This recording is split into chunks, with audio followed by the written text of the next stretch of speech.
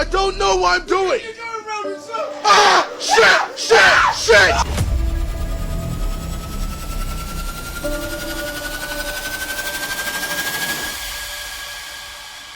ይህ ቪዲዮ በጥያቄ ነው የምጀምረው። ትሬዲንግ ልክ እንደሚያሳዩን አትራፊ ከሆነ ለምንድነው ሁሉም ትሬደር ኮርስ መሸጥ የፈለገው? ሰዎች ራሳቸውን ትሬድ ከማድረግ ይልቅ ለምንድነው ሌሎችን ለማስተማር እንዲህ የሚጋደሉት? የግል ብሮከር ዌብሳይቶች አብዛኞቹ ሪቴል ትሬደሮች ኪሳራ ውስጥ ይገባሉ ብለው እንዲያስጠነቅቁ ለምን ህግ አስገደዳቸው? ቆይ ጥያቄው አላለቀም። ከሚበሩት አውሮፕላኖች 80-90% የሚሆኑት የሚከሰከሱ ቢሆን ኖሮ እናንተ አውሮፕላን ተሳፈሩ ነበር? ታዲያ ለምንድነው በሚሊዮን የሚቆጠሩ ወጣቶች ወደ ትሬዲንግ ካለምንም ጥንቃቄ በዘፈቀደ የሚገቡት? ለመሆኑ አብዛኞቹ ሪቴል ትሬደሮች ለምንድነው ገንዘባቸውን የሚያጡት? እናንተ ስትከስሩ ለምንድነው ብሮከርስ ገንዘብ የሚያተርፉት? ይሄውላችሁ ይህ ሁሉ ጥያቄ የጠየቅኳችሁ ቀድሞ ጭንቅላታችሁ ውስጥ እንዲፈጠር የፈለኩት ምስል ስላለ ነው። እዚህ ፓርት ላይ ልብ ብላችሁ እንድታደምጡኝ ይፈልጋል። ማንኛውም ትሬደር ሁሉም ትሬደር ችግር አለበት እያልኩኝ አይደለም። ነገር ግን ይህ ቪዲዮ ማየት ሲጀምሩ ላይክ ብላችሁ መሆን አለበት። ሰብስክራይብ የምትለው በተን ጠቅ አድርጋችሁ ኮራ ብላችሁ የቻናሌ ቤተሰብ ሁኑ። እናም እዚህ ፓርት ላይ የቪዲዮአችን ስፖንሰር የሆነው የብራና መተግበሪያን ላስተዋውቃችሁ። ብራና መተግበሪያ ከ9ኛ እስከ 12ኛ ክፍል ላሉ ተማሪዎች በጥንቃቄ የተዘጋጀ ነው። ትምህርት ቤት ውስጥ የሚማሩበት መጻሕፍቶች በውስጡ የያዘ ነው። እነዚህ መጻሕፍቶች አንዴ ዳውንሎድ ከተደረጉ ኦፍላይን ይሰራሉ። መተግበሪያው የራሱ ኤአይ አሲስታንት አለው። ተማሪዎች የከበዳቸው ጥያቄ ካለ ኤአዩን መጠየቅ ይችላሉ። አንድ አንቀጽ ሲያነቡ የአንቀጹን ማጠቃለያ ብሎ ጥያቄ ያወጣላቸዋል። ኖትም ይይዝላቸዋል። አሳይመንቶችም ይሰጣቸዋል። የቋንቋ ችግር ያለበት ተማሪም እዚህ መተግበሪያ ላይ ሁነኛ የሆነ መፍትሄ ተገኝቶለታል። ይህ መተግበሪያ በ4 ቋንቋዎች ይሰራል። በአማርኛ፣ በእንግሊዘኛ፣ በትግርኛና በኦሮምኛ። እናም የብራና መተግበሪያ ለ20 ተማሪዎች ፍሪ ፕሪሚየም ፓኬጅ ሊሸልም ስለሆነ ኮመንት ላይ ብራና አፕሊኬሽን ብላችሁ ጻፉ። እድለኛ ለሆነ አንድ ተማሪም ኪንድል የመጽሐፍ ማንበቢያ ታብሌት ይሸለማል። በባለፈው ቪዲዮ የነበረው ቻሌንጅም የታብሌቱ አሸናፊ ታውቋል። ሽልማቱ ይቀጥላል። እናንተም መሳተፋችሁን እንዳታቆሙ። በመጀመሪያ ፎሬክስ ሲባል ወደ ጭንቅላት የሚመጣልኝ ነገር ቁማር የሚለው ነገር ነው። የካርታው ቁማር አይደለም፣ ይሄኛው ቁማር። በጀማሪ እድላችሁ ወይም ቢግነርስ ላክ በሚባል ተጠቅማችሁ 100-200 ብር ትበሉና አድሬናሊን ራሽ ይዟችሁ ከዛ በላሉ በማለት ጌሙን መጫወት ትቀጥላላችሁ። ከዛስ ያስያዛችሁት ብር ይበላል። ከኪሳችሁ አውጥታችሁ ድጋሚ ያስይዛችሁ መጫወት ትጀምራላችሁ። ቁማር ይሄን ያክል ሱስ የማስያዝ አቅም አለው፣ ፎሬክስ ትሬዲንግን ጭምር። ይሄውላችሁ መጀመሪያ ስለ ፎሬክስ መጥፎ ሳይድ ከማውራታችን በፊት ማሽኑን መረዳት ይኖርብናል። ምክንያቱም በፎሬክስ ውስጥ የሚነግዱት ሰዎች እንኳን አብዛኞቹ ፎሬክስ ምን እንደሆነ አይረዱትም። እሺ ፎሬክስ ምን ማለት ነው የምትሉ ከሆነ ግን ፎሬክስ ማለት ፎሬን ኤክስቼንጅ ማለት ነው። ግን ትርጉሙ እሱ ብቻ አድርጋችሁ እንዳትይዙት። ፎሬክስ የተለያዩ ሀገራት ገንዘቦች የሚገዙበትና የሚሸጡበት ዓለም አቀፋዊ የገበያ ስፍራ ነው። ለምንድነው ይህን ያክል ቁጥር ያላቸው ትሬደሮች ኪሳራ ውስጥ የሚገቡት የሚል ጥያቄም ሊያድርባችሁ ይችላል። ይህ ለመረዳት ደግሞ በመጀመሪያ የትሬዲንግ ቋንቋ ማውራት መቻል አለብን። ምክንያቱም የፎሬክስ ባህል ጀማሪዎችን ውስብስብ በሆኑና ግራ በሚያጋቡ ቃላት የሚያጨናንቅ ነው። ፒፕስ፣ ሎትስ፣ ሌቨሬጅ በዘመናዊው የሪቴል ትሬዲንግ ዓለም ውስጥ ካሉ እጅግ አደገኛ ጽንሰ ሐሳቦች መካከል አንዱ ነው። ሌቨሬጅ ማለት ትሬደሮች በጣም አነስተኛ ገንዘብ አስይዘው እጅግ ከፍተኛ መጠን ያለውን ገንዘብ እንዲያንቀሳቅሱና እንዲቆጣጠሩ የሚፈቅድ ስርዓት ነው። ለምሳሌ ያህል በ1 ከመቶ ሌቨሬጅ ወይም የብድር አቅም $100 ብቻ $10,000 ዋጋ ያለውን ንግድ መቆጣጠር ይቻላል። ይህ ስትሰሙት ልባችሁ በደስታ ትዘላለች። ነገር ግን ይህም የሆነው ገበያው እናንተ ካሰባችሁት አቅጣጫ በተቃራኒ መንቀሳቀስ እስኪጀምር ነው። ገበያው በተቃራኒ አቅጣጫ ከሄደ ኪሳራችሁም በተመሳሳይ ፍጥነትና በከፍተኛ ሁኔታ ይባዛል። እናም በዚህ ቅጽበት ነው አብዛኞቹ ጀማሪዎች በወቅቱ የተቀበሉትን የኪሳራ አደጋ ወይም ሪስክ ፈጽሞ ተረድተውት እንዳልነበር የሚገነዘቡት። ሌቨሬጅ፣ ማርጂን፣ ሊኩዊዲቲ፣ ስፕሬድ፣ ድሮውዳውን፣ ቮላቲሊቲ፣ ስማርት ማኒ፣ ኦርደር ብሎክስ ቃላቶቹ ይበልጥ ግራ የሚያጋቡ በሆኑ ቁጥር ያ አስተማሪ ነኝ ያለው ወይም ጉሩ የተባለው ሰውዬ ይበልጥ ብልህና የተማረ ይመስላል። I am your mentor's fucking mentor my guy በዚህ ምክንያትም ብዙ ጀማሪዎች እነዚህ ቃላቶች ምን እንደሆኑ አናቅም ለማለት በጣም ያፍራሉ። ይህ ደግሞ ሰዎችን ለመበዝበዝና ብራችሁን አምጡ ለማለት በጣም አመቺ ሁኔታ ይፈጥራል። በምድር ላይ ካሉ የፋይናንስ ገበያዎች ትልቁ የሚባለው ክሪፕቶ አይደለም፣ ስቶክ ወይም አክሲዮን አይደለም፣ ነገር ግን ፎሬክስ ነው። በየቀኑ በቢሊዮን ብቻ ሳይሆን በትሪሊየን የሚቆጠሩ ዶላሮች በዚህ ገበያ ውስጥ ይዘዋወራሉ። መንግስታት፣ ባንኮች፣ ታላላቅ ኮርፖሬሽኖች፣ የማዕከላዊ ባንኮች፣ አስመጪዎች፣ ላኪዎች ዶላርን ወደ ዩሮ ስትቀይሩት ይህ ራሱ ፎሬክስ ነው። አንድ የጃፓን ኩባንያ ከኢትዮጵያ ቡና ሲገዛ ይህ ራሱ ፎሬክስ ነው። ኢትዮጵያ ከአረብ ሀገራት ነዳጅ ስትገዛ ይህ ራሱም ፎሬክስ ነው። ነገር ግን ማህበራዊ ሚዲያ ይህንን ግዙፍና በተቋማት የሚመራ ትሬዲንግ የተባለ ነገር ወደ ሌላ ነገር ቀየረው። አብዛኛው ትሬዲንግ ሞክሬ ግን አልተሳካልኝም የሚል ሰው ከትሬዲንግ ጋር የተዋወቀው በሶሻል ሚዲያ አማካኝነት ነው። ምክንያቱም ኢኮኖሚክስ ተምሮ የገባ ሰው የለም፣ ፋይናንስ ተምሮም የገባ ሰው የለም። በገንዘብ ብቻ ነው። ገንዘብ ስላችሁ ደግሞ ያ በቀላል መንገድ የሚገኘው ገንዘብ። እናም ይህ አስተሳሰብ ነው ሁሉም ነገር የሚቀይረው። የውጭ ምንዛሬዎች የሚነገዱት በጥንድ ወይም በፔይርስ ነው። ለምሳሌ ይህንን እንመልከተው። የዩሮና የአሜሪካ ዶላር መገበያያ ምልክት ነው። በትክክል 1 ዩሮ ለመግዛት ስንት የአሜሪካ ዶላር እንደሚያስፈልግ ያሳያል። ይህኛው ደግሞ የእንግሊዝ ፓውንድ እና የጃፓን የን መገበያያ ምልክት ነው።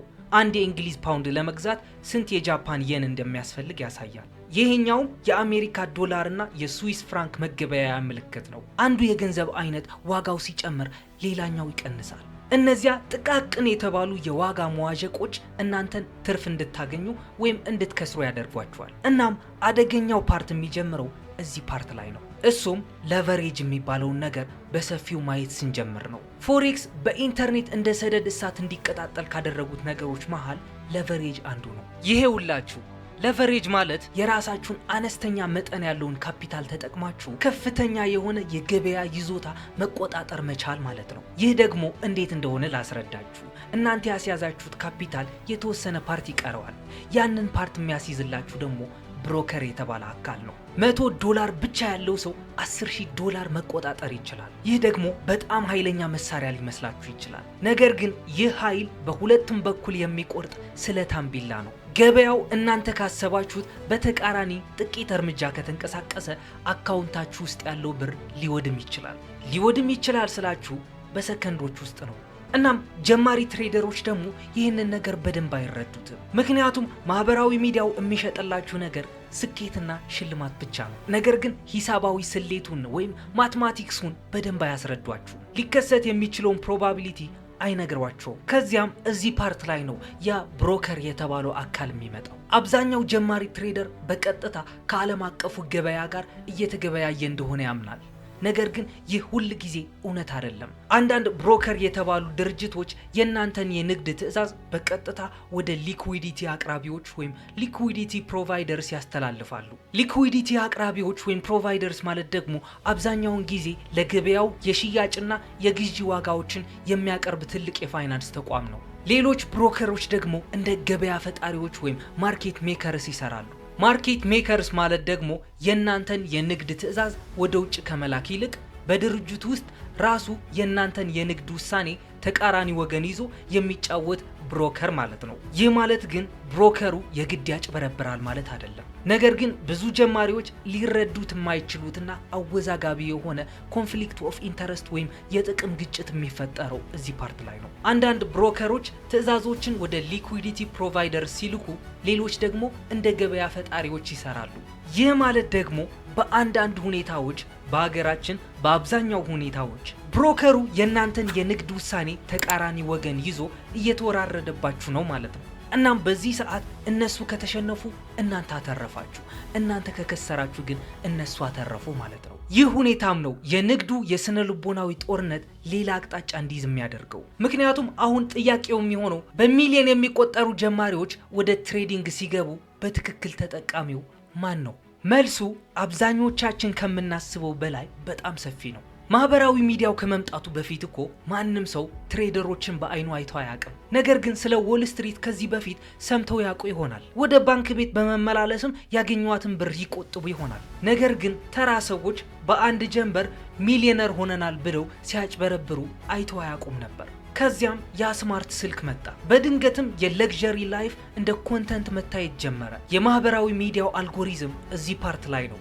አደገኛ ነገር የደረሰበት። የቀን ደሞዝ 10,000፣ እቤታችሁ ቁጭ ብላችሁ የትም ሳትሄዱ ብር አግኙ፣ ሚሊዮነር ሆኑ የሚሉ ቪዲዮዎች በየሶሻል ሚዲያው መጋራት ጀመሩ። እነዚህ ቪዲዮዎችን የሚቀበሏቸው ደግሞ ህይወት በጣም የከበደቻቸው ሰዎች ናቸው። በተለይ በራሳቸው መተማመን የሌለባቸው ሰዎች ናቸው። ከችግር ዓለም ለማምለጥ ሲሉ ወደዚህ ጉድ ይዘፈቃሉ። እንደ ቲክቶክ፣ ኢንስታግራም እና ዩቲዩብ ሾርትስ በእንደዚህ አይነት ጉዳይ ከፍተኛ የሆነ የተመልካች ኢንጌጅመንት እንደሚፈጥሩ ተረዱ። ለግዠሪ ላይፍ፣ የቅጽበት ሀብት፣ የፋይናንስ ነፃነት፣ ከስራ ቀንበር መላቀቅ፣ አሸናፊ ወይም አልፋ መሆን፣ ይህ የተመልካች ኢንጌጅመንት ራሱ ከፍተኛ ትርፍ ያስገኝላቸዋል። አልጎሪዝሙ በራሱ ካየነው ያ ህልም እውን ይሆናል ወይስ አይሆንም የሚል ነገር በፍጹም አያሳስበውም። የእሱ ብቸኛ ፍላጎት ቪዲዮውን ስክሮል እያደረጉ ማየት ብቻ ነው። ይህ ሁኔታ ነው ታዲያ ንግዱን ለዘላለም የቀየረው። አሁን የፎሬክስ ይዘት ስለ ፋይናንስ ማስተማር መሆኑ ቀረ፣ ወደ መዝናኛነት ተቀየረ። አዲስ የተጽዕኖ ፈጣሪዎች ዝርያ ተወለደ፣ የኢንተርኔት ትሬደሮች። አብዛኞቹ እኮ እናውቃለን እውቀት እየሸጡ አይደለም። እነሱ እየሸጡት ያሉት ከእውነታው ዓለም በስሜት የማምለጫ መንገድ ነው። አሁን እኮ የኪራይ ላምቦርጊኒ፣ ፌክ የእጅ ሰዓት፣ የቅንጦት የኤርቢኤንቢ መኖሪያ ቤት፣ የትሬዲንግ አፕና ካሜራ የያዘ ሰው ሚሊዮነር መስሎ መታየት ይችላል። በሚሊዮኖች የሚቆጠሩ ሰዎችም ያምኑታል። ምክንያቱም ሰዎች የሚገዙት ንግዱን አይደለም፣ እነሱ የሚገዙት የህይወትን መለወጥ ነው። ይህ ዘርፍ ደግሞ ይህንን ሚስጥር ጠንቅቆ ይረዳል። ለዚህም ነው አብዛኞቹ የፎሬክስ ኮንተንቶች በቻርት የሚጀምሩት በላይፍ ስታይል ነው። የመዋኛ ገንዳዎች፣ ቆነጃጅት ሴቶች፣ ውድ መኪኖችና የአውሮፕላን በረራዎች፣ ዶላር በካሽ። ከዚያ በኋላማ አልጎሪዝሙ ስራውን ይረከባል። አንድ የፎሬክስ ቪዲዮ ወደ 10 ይለወጣል፣ 10ሩ ወደ 100 ይለወጣሉ። ብዙም ሳይቆይ የእናንተ ማህበራዊ ሚዲያ ገጽ ሙሉ በሙሉ ሚስጥራዊ መግቢያዎች ወይም ሴክሬት ኢንትሪዝ፣ የባንኮች ሴራ ማሸነፊያ ስልቶች፣ $100 ወደ $10,000 የማሳደግ ፈተናዎች፣ የስናይፐር መዋቅሮች ወይም ስናይፐር ሴትአፕስ። እናም ቀስ በቀስ ይህ ምናባዊው ቅዥት እውነታውን ይተካዋል። ከዚያም በስተጀርባ ያለው ስውር የሆነው ሌየር ይመጣል። አፊሊየት ማርኬቲንግ የተባለውም ይመጣል። አፊሊየት ማርኬቲንግ ደግሞ ትሬዲንግ ወደ ጨለማነት የሚቀየርበት ዘርፍ ነው። ብዙ ተጽዕኖ ፈጣሪዎች ተከታዮቻቸው በብሮከር ድርጅቶች መድረክ ላይ ገንዘብ ባስቀመጡ ቁጥር ገንዘብ ያገኛሉ። አንዳንዶቹ ደግሞ ኮሚሽን ይቀበላሉ። አንዳንዶቹ ደግሞ ከተከታዮቻቸው ኪሳራ 100% ይቀበላሉ። ሌሎች ደግሞ ለትሬዲንግ ዝውውሩ መጠን ይከፈላቸዋል። ይህ ማለት ሰዎች ይበልጥ ትሬድ ባደረጉ ቁጥር እነዛ ሰዎች ያተርፋሉ ማለት ነው። እነዛ ጀማሪ ትሬደሮች ስላሸነፉ እኮ አይደለም፣ ስለተሳተፉ ብቻ ነው። እስኪ ስለዚህ ጉዳይ በጥልቀት አስቡበት። አንድ ትሬደር ነኝ የሚል ሰው ወይም ኢንፍሉዌንሰር ተከታዮቹ ሙሉ በሙሉ ቢከስሩም እንኳን እሱ ግን ባለ ሀብት ሆኖ ከጉዳዩ መውጣት ይችላል። ይህ የሚሆነው ደግሞ በጀማሪ ትሬደሮች ገንዘብ ነው። ትሬዲንግ ፕላትፎርሞች ሲታዩ የፋይናንስ ተቋማት ይመስላሉ። ነገር ግን በስነ ልቦና ረገድ አብዛኞቹ ልክ እንደ ቁማር ቤቶች ወይም ካሲኖስ ነው የሚሰሩት። ደማቅ ቀለማት፣ ፈጣን እንቅስቃሴ፣ የማያቋርጥ የአንጎል መነቃቃት ወይም ስቲሙሌሽን። የዶፓሚናችሁ መጠን ከዚህ ወደዚህ ከፍ እስኪል ድረስ በስሜት ያነቃቋቸዋል። ቀይ፣ አረንጓዴ፣ ብልጭ ድርግም የሚሉ ቁጥሮች። አንጎላችንም ቀጣይ ምን ይፈጠራል በሚል መጠባበቅ ስሜት ውስጥ ይገባል። ይህ ደግሞ በድንገት የመጣ ነገር አይደለም። ዘመናዊ የትሬዲንግ መድረኮች የሰዎችን ትኩረት እንዴት መሳብና ማቆየት እንደሚችሉ ለማጥናት በቢሊየን የሚቆጠሩ ዶላሮችን ያወጣሉ። ሰዎችም በስሜት ተገዝተው እዛ መድረክ ላይ ረዘም ላለ ጊዜ በቆዩ ቁጥር መድረኩ ይበልጥ አትራፊ ይሆናል። አብዛኞቹ ሰዎች ትሬዲንግ ከብልህነትና ከአስተዋይነት ጋር የተያያዘ ይመስላቸዋል፣ ግን አይደለም። ጉዳዩ ሙሉ በሙሉ ስሜትን ከመቆጣጠር ጋር የተያያዘ ነው።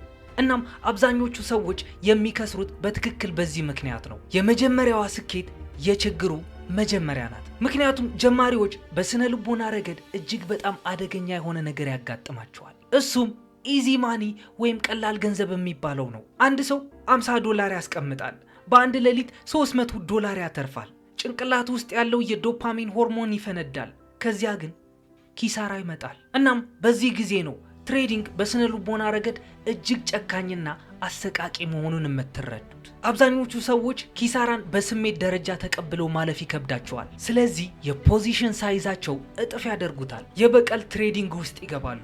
የጠፋውን ለማስመለስ በስሜት ይጋደላሉ። ኦቨር ትሬድም ያደርጋሉ። እናም ቀስ በቀስ ጉዳዩ ወደ ቁማርነት ይሸጋገራል። ይህ እያልኳችሁ ያለሁት ገበያው የውሸት ስለሆነ አይደለም። የሰው ልጅ ስሜት የማይረጋጋና ተለዋዋጭ ስለሆነ ነው። ቁማር ቤቶች ደግሞ ይህንን ነገር ጠንቅቀው ያውቃሉ። ብሮከሮችም ይህንን ነገር በደንብ ያውቃሉ። አብዛኞቹ ሰዎች ራሳቸው እዚህ ሁኔታ ውስጥ የሚያገኙት የገንዘብ ፍቅር ስላላቸው ብቻ እንዳይመስላችሁ። ፖሲቢሊቲ ወይም ነገሮችን የመለወጥ ተስፋ የሚባለው ነገር ስለያዛቸው ነው። የትሬዲንግ አስተማሪዎች የንግድ መዋቅር ጉሩ ቢዝነስ ሞዴል። ብዙዎቹ የፎሬክስ ኢንፍሉዌንሰሮች የፋይናንስ አስተማሪዎች አይደሉም።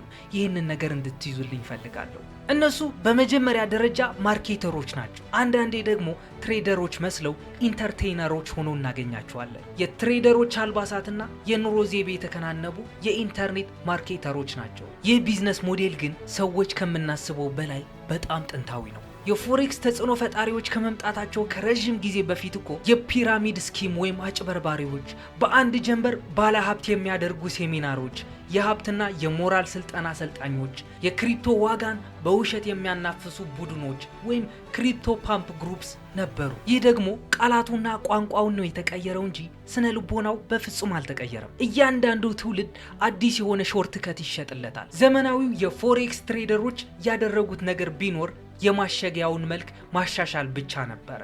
የሰሩት ፓኬጂንግ ላይ ብቻ ነው ማለት ነው። በነዛ በሆቴል አዳራሽ ውስጥ ይካሄዱ የነበሩ ሴሚናሮች፣ እነዛ ለማጭበርበር ተብሎ የተፈጠሩ የፒራሚድ ስኪሞች የቲክቶክ አጫጭር ቪዲዮዎች፣ የዲስኮርድ ግሩፖች፣ የቴሌግራም ቻነሎች፣ የተከራዩ ውድ መኪኖች፣ የሐሰት የትርፍ ምስሎች፣ የቅንጦት ጉዞ ቭሎጎች ተተክተዋል። የማጭበርበሪያው መዋቅር ግን እንደነገርኳችሁ ተመሳሳይ ነው። በመጀመሪያ ህልሙን ሽጥ፣ ቀጥሎም ምርቱን ሽጥ የሚል አካሄድ የሚከተሉ ናቸው። ትሬደር ሆናችሁ እናንተ ኪሳራ ውስጥ ብትገቡ ያ ኢንፍሉዌንሰር ወይም የእናንተ ሜንቶር የተባለ ሰው ስርዓት አልነበራችሁም፣ በቂ ልምድም አልያዛችሁም፣ በስሜት ተነዳችሁ፣ በጣም ፈጥናችሁ ተስፋ ቆረጣችሁ ብለው እናንተን ይወቅሷችኋል። ምክንያቱም ውድቀት መቼም ቢሆን የእናንተ ጥፋት ከሆነ እነዚህ ድርጅቶች ራሳቸውን መመርመር አያስፈልጋቸውም ማለት ነው። እዚህ ጋርም ማንም ሰው የሚጠይቀው ጥያቄ ልጠይቃችሁ። አንድ ሰው በተከታታይ ያለምንም መስተጓጎል ገንዘብ የሚያፍስበት የንግድ ስልት ወይም ስትራቴጂ ካለው